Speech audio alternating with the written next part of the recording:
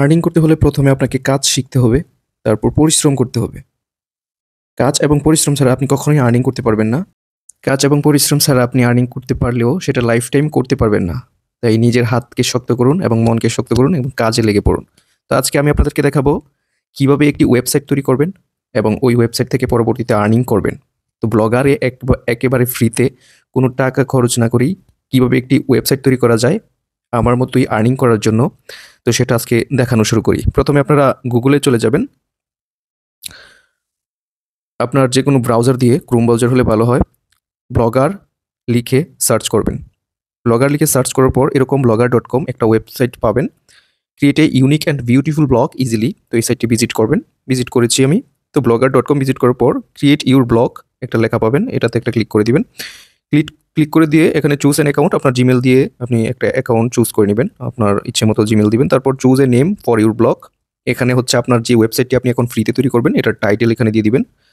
তো মনে করেন আপনি একটা বাংলা গজল নিয়ে একটা সাইট করলেন, তাহলে বাংলা গজল টাইটেল দিলেন। তারপর হচ্ছে choose a URL for your blog. এখানে হচ্ছে আপনি আপনার যে ওয়েবসাইটটি তৈরি করবেন ওই ওয়েবসাইটের নাম আপনি দিবেন। এটা আপনার নামেও দিতে পারেন। তো নামটি অবশ্যই অ্যাভেলেবেল হলে তারপর আপনারা নিবেন। তারপর কনফার্ম ইউর ডিসপ্লে নেম, এখানে আপনি আপনার নামটি দিয়ে দিবেন, যে নামে আপনি এখানে লেখালেখি করবেন অথবা যে ওয়েবসাইটটি পরিচালনা করবেন। তো দেখতে পাবেন এরকম আপনার ওয়েবসাইটের একটা পোস্ট করার একটা অপশন কিন্তু রেডি হয়ে গিয়েছে। তো এখানে আসার পর আপনি কিন্তু পোস্ট করতে পারবেন, ক্রিয়েট পোস্ট করতে পারবেন। তো আমরা এখানে ভিউ ব্লগে ক্লিক করব। ভিউ ব্লগে ক্লিক করার পর এখানে দেখতে পাবেন আপনার ওয়েবসাইটটি একটি ব্ল্যাঙ্ক পেজে ওপেন হয়।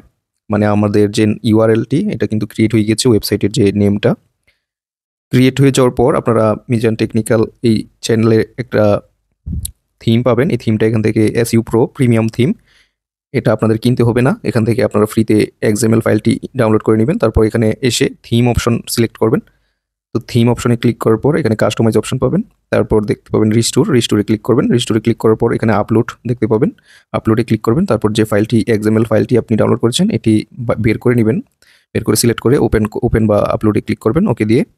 তারপর দেখতে পাবেন থিম রিস্টোর সাকসেসফুল হবে। তো তারপর যদি আপনি আবার আপনার ওয়েবসাইটটি ভিজিট করেন তো দেখতে পাবেন ঠিক এরকম একটা ওয়েবসাইট হয়ে গিয়েছে আপনার, মানে আপনার একটা প্রিমিয়াম একটা লুক চলে এসেছে। তো এখন আমরা যে কাজগুলো করব সেটি হচ্ছে আমরা যখন এখানে পোস্ট করব তখন কিন্তু আমাদের সাইটে পোস্ট শো হবে। আমি কিছু পোস্ট আপনাদেরকে করে তারপর ওয়েবসাইটটা ভিউ করে আপনাদেরকে দেখাবো যে পোস্ট করার পর দেখতে কেমন হয়।